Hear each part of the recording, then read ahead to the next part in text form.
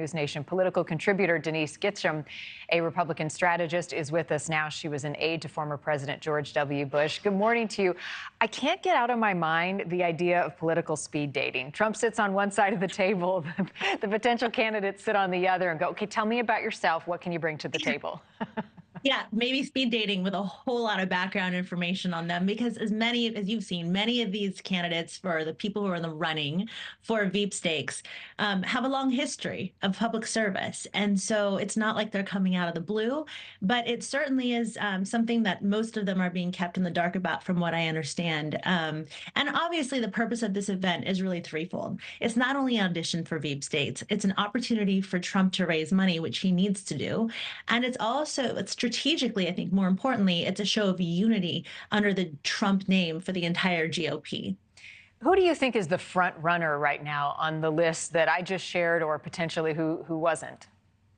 Yeah, I think it's Tim Scott all the way. I mean, not only does he bring youth, diversity, and a strong and consistent conservative voting record, he also has the integrity, faith, and a sense of decorum and order that I think so many people are looking for, to reassure them that another presidency under President Trump would not be something that's as chaotic as it once was. Most importantly, though, Trump is looking for someone who isn't just a Trump light. He's looking for someone who has their own chops to stand on. And Senator Tim Scott is able to fundraise like nobody else. He was the second highest fundraiser in 2022, running unopposed, raising over $50 million.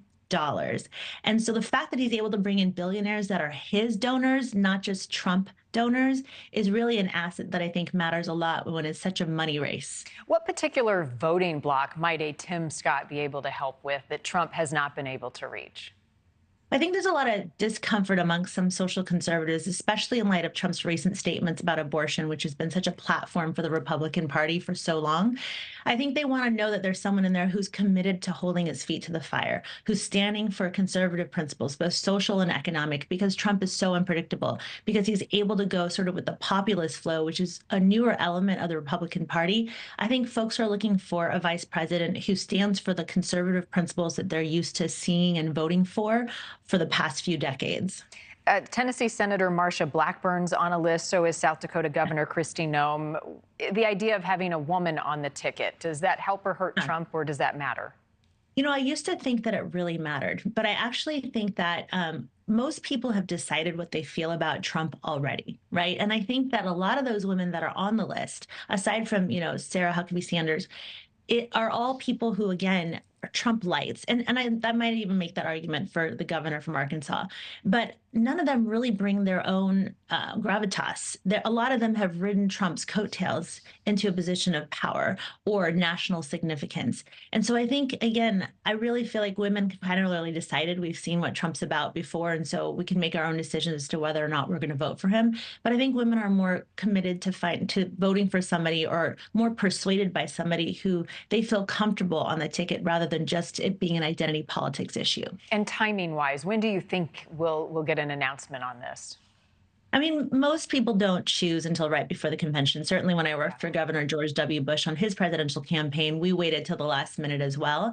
And Trump, he's going to milk every moment of earned media around this issue as long as possible.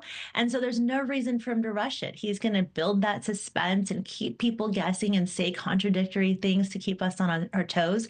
And that'll keep us engaged and really sitting on the edge of our seats.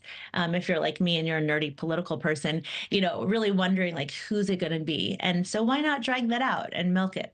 Yeah, that's right. It's entertaining, and so is political speed dating. We could be a fly on that wall. All right, Denise, Absolutely. have a great weekend. Thank you so much, Marnie. You too. You too. All right.